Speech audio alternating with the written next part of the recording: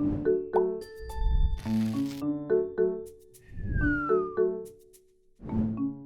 everyone, welcome back. My name is Aaron. And I'm Anna, and today's big idea is God speaks to us in different ways. Now, Anna, if I remember correctly, you had a neat experience where God actually spoke to you. Do you mind sharing? Absolutely.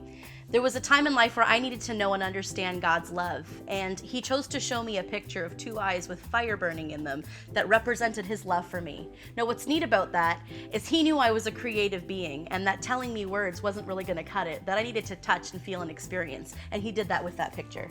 That's cool that God spoke to you in a personalized way, so I guess you really got it. Absolutely. Let's check out this week's God story, guys.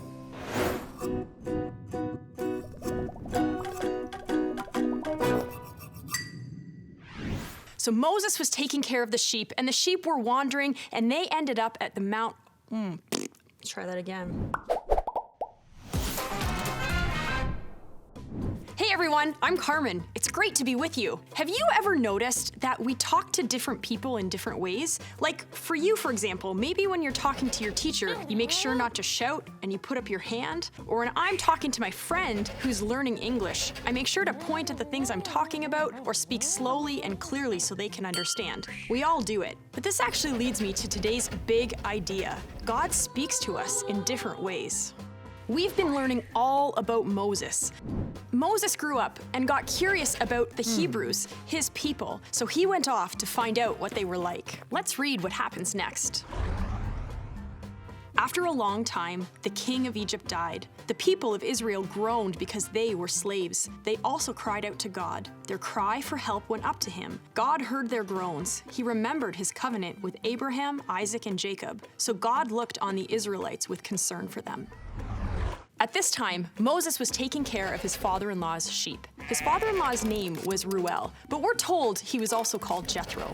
So Moses was taking care of his sheep, and his sheep wandered, and they ended up at Mount Horeb, also called the Mountain of God. Then something really cool happened. Let's read it. There, the angel of the Lord appeared to him from inside a burning bush. Moses saw that the bush was on fire, but it didn't burn up. So Moses thought, I'll go over and see this strange sight. Why doesn't the bush burn up? The Lord saw that Moses had gone over to look. So God spoke to him from inside the bush. He called out, Moses, Moses, here I am, Moses said.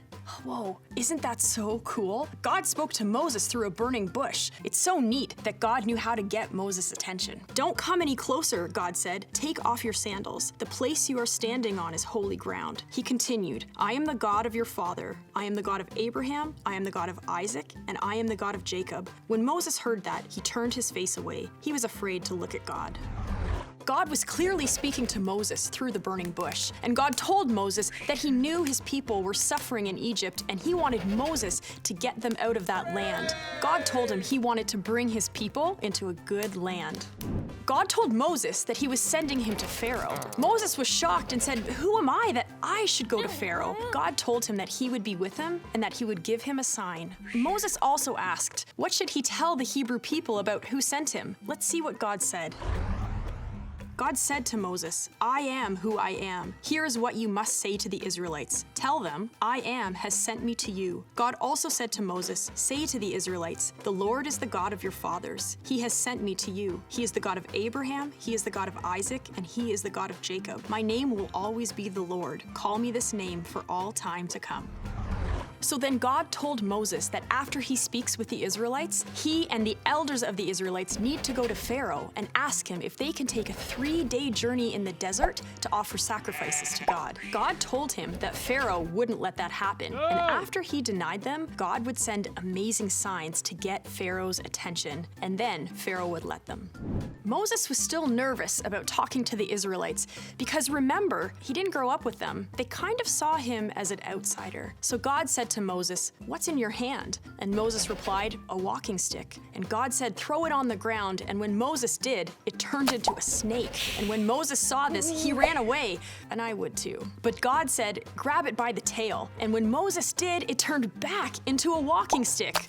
Whoa, But God knows that people can be stubborn, and so he gave Moses another sign. He told Moses to stick his hand inside his coat, and when Moses did that and pulled it out, his hand was white as snow, covered with a skin disease. But then, when Moses put his hand back in his coat and pulled it out again, it was back to normal. God gave Moses one more sign, in case the people still didn't believe him. He told Moses, go to the Nile River and scoop out some water and pour it on the ground. And when he did this, it turned to blood. Okay, so God had given Moses 3 amazing signs, and Moses was still nervous, and so he said to God, but God, I'm not a good speaker. God said, I will help you speak. I will tell you what to say. But Moses, he still said, Lord, please send someone else. But God was still determined to have Moses go, so he said his brother Aaron could go with them to help him speak. God would still be the one to tell them what to say though. So off Moses went, back to Egypt. Man, Moses sure was stubborn, wasn't he? God was speaking to him through a burning bush, and he still worried and doubted. But you know what? Truthfully, we'd probably be the same way. And it's important to remember that God speaks to us in different ways too. Sometimes through a quiet voice inside of us, through other Christ followers, through a verse in the Bible, through conversations, through different experiences. And though God will probably never speak to you or I through a burning bush, God does speak to us. And it's important to take the time and listen, because God speaks to us in different ways. Well, my friends, it was so great to be together. We'll see you soon. Okay, quickly turn to the person next to you and answer the following question. Before time runs out. Question time. How did God speak to Moses?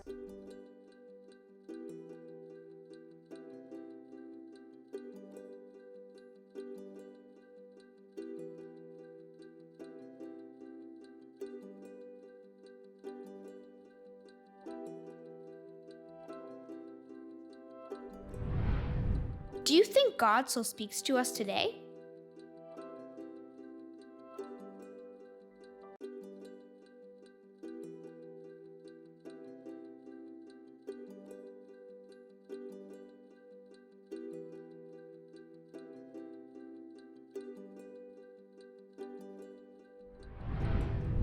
Do you feel like God has ever said something to you?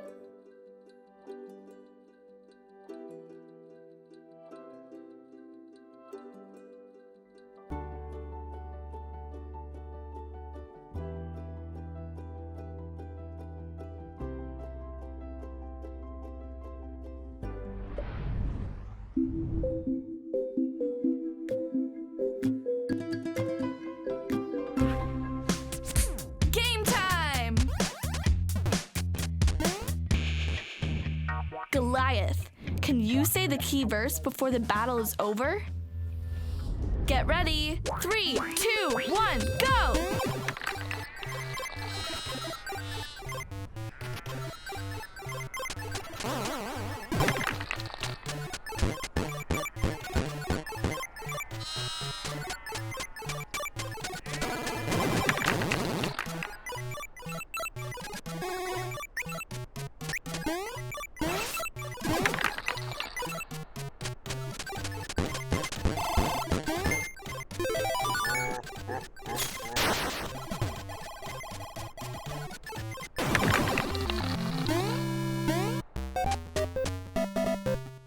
Say it with me.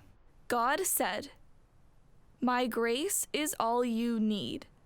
My power is strongest when you are weak." 2 Corinthians 12, verse 9. Okay, so I know that God speaks to people in different ways, but Aaron, for real, what would you do if you had a bush, a burning bush, start talking to you? Honestly, I have absolutely no idea, other than I'm paying attention. I know God speaks to different people in different ways. That is for sure not a way that he normally speaks to me, so I'm tuning into what's being said. Absolutely. We have a really cool story to share with you. Why don't we watch what Andy's doing and see how God speaks to him in interesting ways?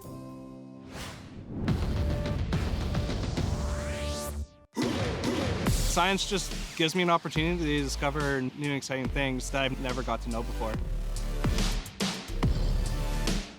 Most of the time, experiments fail or you just have issues with them. But when they go well, it's just like one of the greatest feelings you can have.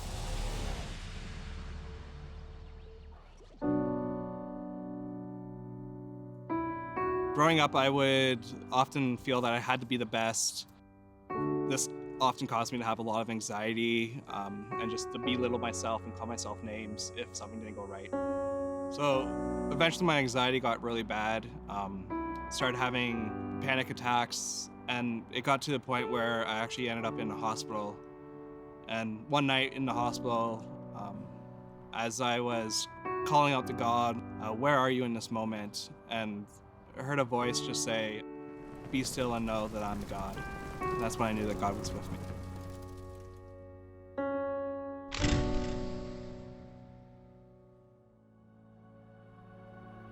Through the years, I've found that God speaks to me in many different ways, such as people, music, nature, and science. I really enjoy science, and it's given me great opportunities to share it with other people. And one of the ways I do that is I tutor high school students in a low-income neighborhood. And I get the opportunity to share my scientific knowledge and to get them excited about science. A couple years ago, I found out that smoking meat is a great opportunity to spend time with neighbors and just share food with them. I started smoking different types of meats such as briskets, pulled porks, and that type of thing. I also help out with a kid's breakfast we do every Wednesday, and I also help plan a community dinner with my church where we feed about 150 people once a month and just give them an opportunity to sit and just enjoy a nice meal and not have to worry about the things happening around them. Many times when I'm spending time with people and friends and family and neighbors, I often get the same message from them. And one of those messages that I got was Jeremiah 29, which is, for I know the plans that I have for you. And that just was a reminder that God does have a plan for my life. Sometimes I still struggle with anxiety, but I found that it's only temporary, and so I bring it to God and I sing and I pray, and that often calms me down. So whether we look for God in the big spectacular such as the universe or the small things such as a tiny cell, God speaks to us in different ways, and we just have to learn to listen.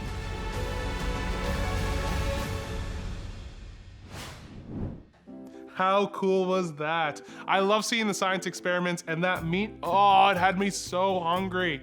Yeah, I had a feeling that he'd like that part. Do you know what my favorite part was? Just being able to see how God spoke to Andy in a way that resonated with him. Yeah, it's so cool that God is not limited to speaking just English or French or Spanish or even Elvish, but that God speaks to us in different ways through nature, through visions, through science, whatever it is, God speaks to us in a way that we can get it. Awesome, that's amazing. Why don't we break into our small groups and see what this looks like in our lives?